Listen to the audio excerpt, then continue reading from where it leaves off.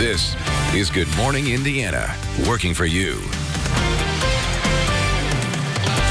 The time right now is 4:27 here on your Friday morning. Thanks for joining us on Good Morning Indiana. I'm Lauren Casey. Several stories to get to today before we get into the show. Starting with Bloomington, an arrest was made on preliminary charges of a woman, 66-year-old Christy Bennett, who is the driver of this vehicle that went into protesters on Monday night.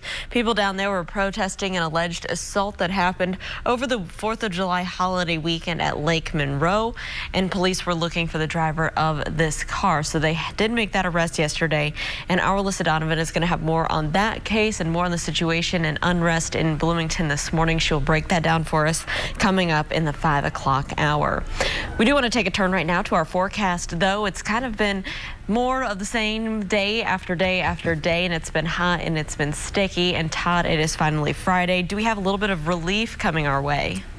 There is a change coming and some relief, Lauren. That is the good news, and that relief is slightly cooler temperatures and also lower humidity. But get there, we have to go through some showers and storms, and you can see already there are some isolated thunderstorms on Storm Team 6 radar. Nothing major here. Temperatures are in the 70s. It's still very muggy, and we're going to deal with muggy conditions today throughout much of the day. It's really not until later today, though, that we start to see the humidity drop just a little bit. So showers and storms, not as hot as it has been. I forgot to change the temperature for you there. We'll be in the mid-80s here later on this afternoon, but still uncomfortable with that humidity. Humidity drops over the weekend. We get a brief break from the heat and humidity, but wait till you see some of the temperatures that we have in our 7-day planning forecast for next week, as some of the hottest air that we've seen all year could be making its way back into central Indiana. Lauren. All right, Todd, thank you so much. Let's take a look right now at another story we're following. It has to do with the Bottle Works development here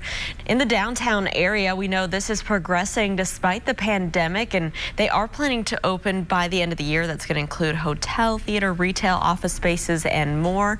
And so we're talking with the developers about what they're doing to keep people safe once this reopens. They're already thinking about the coronavirus and the pandemic and social distancing. So we're going to have more on that story and that downtown development that we've been waiting patiently for. We'll have more on that coming up. Now, another story we have for you has to do with the coronavirus, and of course we're keeping track of those cases. Yesterday they reported 521 new cases, 7 new deaths in our state, and we know the positivity rate is just over 9%. So we'll have more on the virus and where Indiana stands in terms of knocking this thing out. We're going to have more on that, plus news, weather, and traffic coming up here for your Friday on Good Morning Indiana. This is Good Morning Indiana, working for you. Now at 4:30, a coach at Lutheran High School here in Indianapolis says she was fired because she's gay. This morning, what she's telling us and how the school is responding. Police have arrested a woman for driving into protesters in Bloomington. The latest developments in that case and the charges she is now facing. And while most concerts have been canceled for the summer due to COVID-19, a new series in Noblesville is kicking off tonight. What organizers of a drive-in event say they're doing to make sure that people are safe. But before we get to those top stories today, I want to thank you for joining us here on Good Morning Indiana. I'm Lauren Casey. Todd Clausen is standing by from home this morning. And Todd, I know that we have some changes coming our way, and I think for most people they're going to be some welcome changes, even if we have to go through some rain. Yeah, you know, and it's not going to be a washout of a day when I talk about the best rain chances of the week or the most widespread rain chances. There's a lot of dry hours mixed in today, and these storms are still going to be fairly spotty. Now, one thing that hasn't changed yet this morning is the humidity. It's still way up. You notice the temperatures, they are elevated as well, as we are sitting in the mid to upper 70s across the area. And as we work our way throughout the day today, we are going to get up into the 80s. So partly cloudy skies to the south, to the north. We are dealing with a few of these isolated downpours as you make your way over into the Greencastle area. We have some downpours taking place up towards Bainbridge as well. To Crawfordsville, we're dealing with these downpours. And as we continue even further to the north, there's some heavy rain that just went through Lafayette. But those are the only showers and storms that we have on radar right now. But as the front works its way through later on this afternoon, there will be additional storms heading our way. We'll talk about those and look at your 7-day planning forecast, which includes obviously the weekend, coming up in just a few minutes. Lauren. All right, Todd, thank you. We are keeping a close eye on your commute this Friday. Friday morning, and here's a look right now in the downtown area at the South Split where traffic is moving along up to speed. You see some flashing lights out there. An ongoing construction project will continue today over your weekend and into next week, and that is the westbound lanes of I-70 between the South Split and over to the west side near the airport. Those are closed, still set to reopen at the end of the month for that major construction project. Of course, we'll keep you updated on that, but everywhere else in the downtown area here on your interstates is traveling smoothly. New from overnight, a man was hospitalized after a shooting on the west side. This happened around 1 o'clock this morning on Mission Drive. That's near 38th Street and High School Road. The victim told police someone knocked on his door, and when he answered, he was shot. He was listed in serious condition. Police say they do not have any information on a suspect. I want them to find love and acceptance in their heart. And I don't need a sorry from them. I don't need an apology from them. I just want them to change the culture at Lutheran. Well, this morning, athletic trainer and coach at a religious high school here in Indianapolis is speaking out after she says she was fired for being gay. Crystal Brazel says that she started working at Lutheran High School back in Indianapolis in 2015 as a part of Franciscan Health's sports medicine program. In 2017, she started coaching the softball team. She says things changed in February, though, after a meeting with school officials. I was told I could no longer coach there. They read me a handbook that I'd never seen before and asked me if I could sign, stating that I could follow the handbook. And of course I couldn't. I was getting married, and in 9 days now I'm getting married to my beautiful fiance, Samantha. I was authentically myself for all 5 years, so I really still don't quite understand why after 5 years you now decide to make an example of me and my sexual orientation. Crystal hopes that by speaking up, it'll start a conversation about changing the culture at Lutheran. She's now preparing to start a new job as the athletic trainer at New Augusta and Pike Township. Lutheran High School released a statement to us saying, in part, quote, Lutheran High School of Indianapolis is founded on the doctrine of the Lutheran Church of Missouri Synod. It expects employees who shepherd its students to respect and live consistently by these principles. At 4:34, we are continuing to follow new developments on a hit-and-run crash during a peaceful protest down in Bloomington. Police have arrested the driver, 66-year-old Christy Bennett. The protest Monday night followed the assault of a black man at Lake Monroe. That's when a red car plowed through a group of demonstrators in the street. At least 2 people were hit and 1 woman was taken to the hospital. Bennett was arrested in Scottsburg and is facing a preliminary charge of criminal recklessness and leaving the scene of an accident. She was released on $500 bond. The male passenger was interviewed by police and released. Police say that multiple people are dead after a crash on I-70 yesterday evening. That crash happened in the eastbound lanes near the Cambridge City exit in Wayne County. According to state police, a truck failed to slow down near traffic in a construction zone and then crashed into the back of the car. That car was then pushed into the back of another semi-truck and caught fire. A passerby was able to pull the driver out, but none of the passengers. Police say that there were multiple people killed in that car, but did not say how many. The driver of the semi escaped the burning truck and was taken to the hospital. The driver of the second semi was not hurt. Police say that drugs were a factor in the crash and criminal charges are forthcoming. And the search continues for a missing man at Eagle Creek Reservoir. The Department of Natural Resources says he and a woman were in a paddle boat when a gust of wind caused them to go overboard on Wednesday. The woman was brought back to shore and appeared to be okay, but the man was not found. Emergency crews are expected to resume the search this morning. Now to COVID-19, the outbreak and how it is going here in Indiana. These are the latest numbers. The Indiana State Department of Health is reporting 521 new cases and 7 new deaths. 49,575 total cases have been confirmed in our state so far. 2,546 Hoosiers have died from this virus. More than 542,000 people have been tested here so far, with about 9% of those tests coming back positive. This morning, as the coronavirus cases are rising in 36 states, the nation's top infectious disease expert is warning that some states reopen too early and should shut down. The world's biggest hotspot is here in the U.S. in Arizona, where 1 out of every 3 people is testing positive. ABC's Andrea Fujii has more now from New York. It's a staggering scene. Cars for miles with people in line waiting to get a coronavirus test in Phoenix. Arizona reporting record highs for hospitalizations. The governor now putting restrictions on indoor dining to 50% capacity, but declined to shut restaurants down completely. You're safer at home.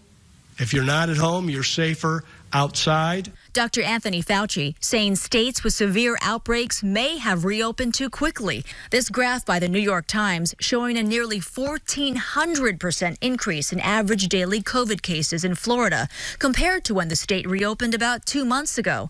Dr. Fauci telling 538's Podcast 19 those states should look at shutting down. Despite the guidelines and the recommendations to open up carefully and prudently, some states skipped over those and just opened up too quickly.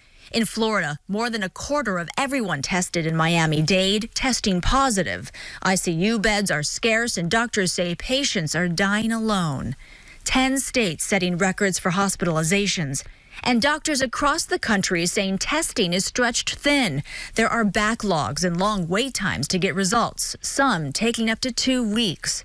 Late Thursday, President Trump spoke by phone to Fox News, claiming both that testing is successful and Democrats are benefiting from that. We are testing and creating. It's the greatest thing that ever happened for the opposite party, and we're doing a great job.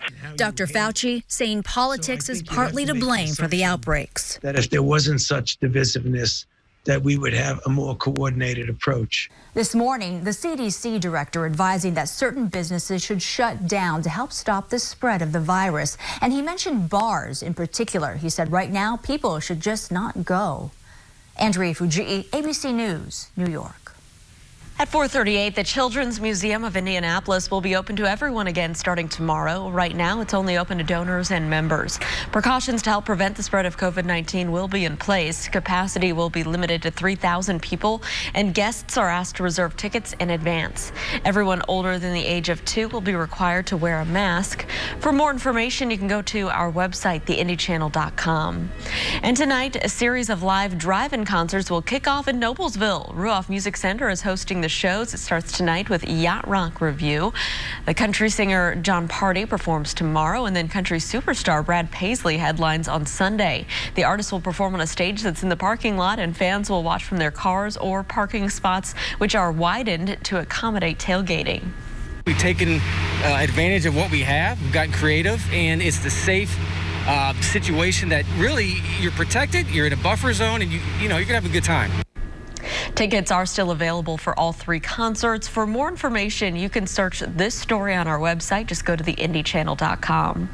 The lawyers of Jeffrey Epstein's former girlfriend, Ghislaine Maxwell, have issued their response to her charges. Why they say the indictments are, quote, meritless, and the new details about her stay in jail. And the Pacers and the rest of the NBA are making their way down to Florida. Find out what's in store for the team as they get ready to restart their season. Todd. And Lauren, we're starting to see storms fire up here across parts of central Indiana. Greencastle, Crawfordsville, Frankfort, dealing with some heavy rainfall moving through. It's just a thin band of rain, but more storms are expected throughout the day today. We'll talk about your Friday forecast and look ahead to the weekend as well coming up when Good Morning Indiana continues. The time now, that is 4:40. Days from 4:30 to 7.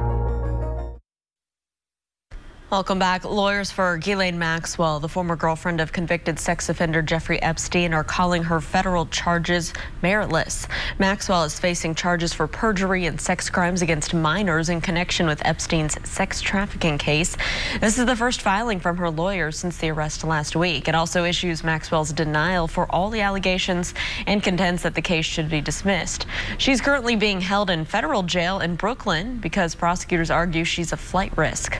Law enforcement sources say Maxwell was also given paper clothes over the fear that she would try to take her own life. Her bail hearing is set for next Tuesday of next week.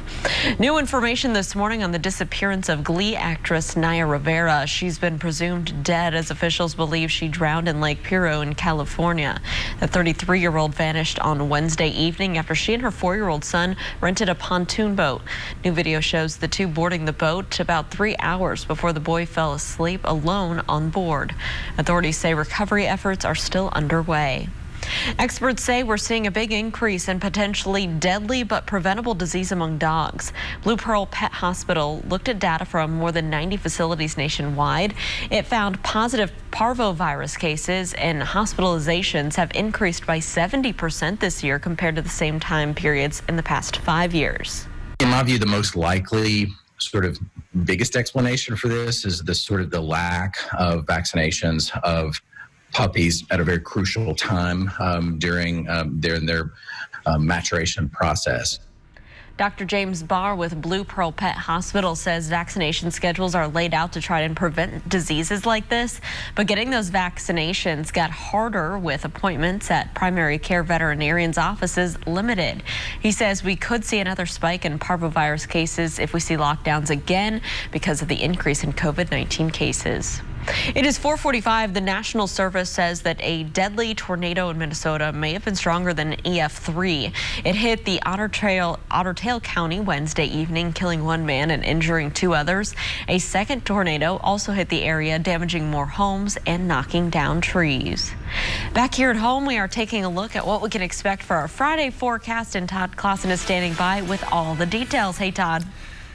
Yeah, Lauren, finally we have a front making its way through central Indiana, and this is going to give us the opportunity for some thunderstorms. And some of those storms have already been developing across parts of central Indiana. For the most part this week, all our storms have been driven by the daytime heating. Well, this is a front that is going to be working its way through the area, and you can see already that there's a little bit of heavier rain that just went through the Lafayette area, pushing through Rossville right now, south of Delphi. There's a few lightning strikes here as well, but those have now since fallen off. And as we slide down to the south, we're dealing with some scattered storms from Bainbridge. One little lightning strike there right around Interstate 74, and then some rain near Crawfordsville. And that's all that we have out there as far as this morning goes. And this is all sliding off towards the northeast. So if you're south of Indianapolis, you're probably going to be dry here throughout the morning hours. And today's definitely not a washout, but there will be some scattered storms around as we work our way throughout the day, as this front kind of slowly makes its way from west to east through Indiana. But I think the majority of the rain, just based upon the timing of this front, is going to be pushed off towards the east. The stronger storms are probably going to end up developing in Ohio compared to here in central Indiana. We could use the rainfall in some areas. I know some areas have had a lot of rainfall with these isolated downpours, but some areas have been very, very dry as well. Temperatures are in the 70s this morning. It is muggy as well, and we are going to see these temperatures today eventually climb up into the mid 80s. So that's one change. We're not going to make it into the 90s today due to the cloud cover and also the chance of the storms, but today's definitely not a washout. And if you do have plans, I wouldn't let the storms deter you from any of those outdoor plans at all here throughout the day. As far as the humidity goes and the dew point temperatures, we've been hovering right around the 70-degree mark. We're still there this morning. The dew point slowly falls as we work our way throughout the course of the day, so it'll get more comfortable as the day goes on. And then as we get into the weekend, it's still warm but seasonable with temperatures in the mid 80s. Saturday's mostly sunny, really nice day. Sunday there could be some storms around 85 degrees, but both days will feature low humidity. And as you look at your 7-day planning forecast, Monday's a great day. 82 degrees, mostly sunny. The humidity is still low. Then the heat and the humidity will start to build as we work our way into next week. By the time we get to Wednesday, we're in the low 90s. We're in the mid 90s on Thursday. And if we extended this out one more day, potentially next Friday could be up in that 97 to 98 degree range. So the heat is going to make its way back into the forecast. So take advantage of the next couple days here, Lauren. Even though it's still in the mid 80s, the humidity will be lower, so it'll be more comfortable. All right, Todd, thank you so much. Let's take a look right now at traffic as you're heading out the door this Friday. Here's a look on the north side at I-465 and Ditch Road. Now traffic is moving along up to speed eastbound and westbound there on the interstate to our north. And keep in mind, you see the sign there. We do have the law now in place since July 1st that you need to put your phone down. You're not able to touch your phone while you're driving, so you need to use hands-free technology, Bluetooth. You can use your phone in only an emergency situation. Well, the NBA restart tips off in 3 weeks. Players, coaches, and all league personnel are staying in a so-called bubble at Disney World in Orlando, Florida. 22 teams are participating, including the Pacers. Our Brad Brown shows us how they're preparing to get back in the game. An extended stay at Walt Disney World's Grand Floridian Resort would generally be a fantastic summer getaway. But it'll simply be a long business trip for the Pacers, perhaps a very long one. It hasn't really even hit me yet personally that, we're going to be in a bubble for 2.5, 3 months. I think it's not going to hit anybody until we're actually there and living it. We've got a couple of weeks under our belt. But yeah, I think this is a time that people have already slotted certain teams to win this thing, and it's not going to be that easy. The team will spend the next 3 weeks practicing inside the NBA's Disney World bubble. 8 games to finish the regular season follow that, and then the playoffs begin in mid-August. Our focus will be to approach those games, certainly to get our guys back into a rhythm and build them, get them ready for the playoffs. But our approach is going to be to try and win games. That's what we play for. The biggest storyline comes with Victor Oladipo opting out of the summer session. But remember, the Pacers played the first 3 months of this original season without their all-star guard. The chemistry's been great all year. It started getting better towards the end, I feel like, and it's only going to get better now when we play. After having a couple months off, I know the whole team has been watching film, so we kind of process things a lot easier, once you're playing. Good thing is, obviously, we've had almost a full year together, so hopefully we can get back right to it. But we all know how it is when you come back to playing. You don't know where everyone's going to be. Some people might be clicking and rolling from the jump. Some people might not be. But I think that's the challenge. A ton of unknowns heading into this, the largest being if the whole thing even gets started. But the Pacers are hoping to maximize their time spent in Florida. None of us know what to expect, going down there. I think we're going to be adapting and adjusting to a lot of things once we get to Orlando. A lot of teams probably don't want to be there. I'm sure there's a lot of people that are hopping on the plane kind of second guessing if we should go. But I think we have a lot of good guys in our locker room that are motivated to win. The Pacers will have 3 scrimmages in Orlando starting on the 23rd. That is ahead of the NBA seeding games beginning on July 30th. And then the Pacers' first official game is set for August 1st. They'll play basically every other day for those 8 regular season games, and then the playoffs begin on August 16th. The team will have its first practice in the Coronado Springs Ballroom coming up on Friday. All right, Brad, thank you. Residents in a neighborhood in Chicago got a very close look at a hot air balloon this week after it had to make an emergency landing. Coming up, the pilot's tricky landing, all caught on camera.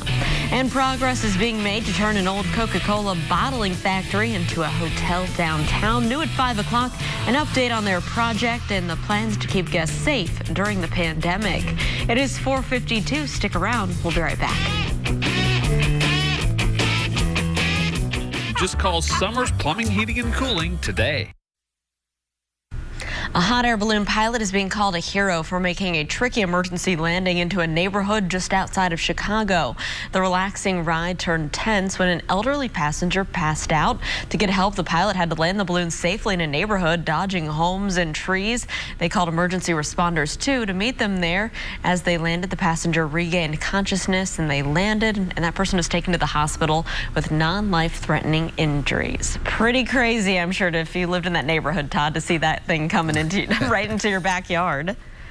All right, and that's great work by the pilot of that balloon. I've been in a hot air balloon, and you just go where the wind controls you. You can get up and down pretty quick. So great job by him as well, and making sure there's no power lines or anything involved there in the neighborhood. So great work. All right, outside right now, we're dealing with some isolated storms moving through parts of the area. Nothing severe here. All these storms are north of I-70, as you see on Storm Team 6 radar. We'll deal with some scattered storms off and on throughout the day today, but overall, it's a dry day with a little more in the way of cloud cover. A little bit cooler today as well at 85 degrees. Humidity drops tomorrow, still at 88, but then really comfortable Sunday and Monday with highs in the low 80s. Time now is 4:57. Stay with us. We'll join you at the top of the hour at 5 o'clock right here on Good Morning Indiana.